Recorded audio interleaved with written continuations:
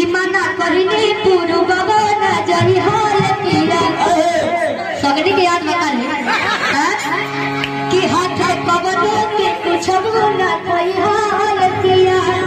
कि बोलो के बिगड़ लस बना ले लिया रे बना ले लिया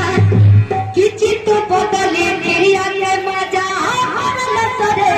बना ले लिया कि मना करिनी पूर्व बना जाई हाल किया ते पवन के कुछ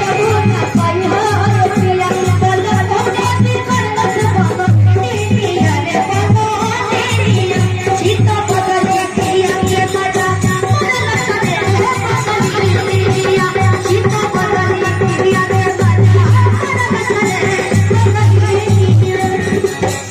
याद होले वो सही मोर सही याद होले याद होले एकरा खुदे हम काज कर दे के अब अपने के बढ़िया सारे रखे हो अरे बा कि चित बदली क्रिया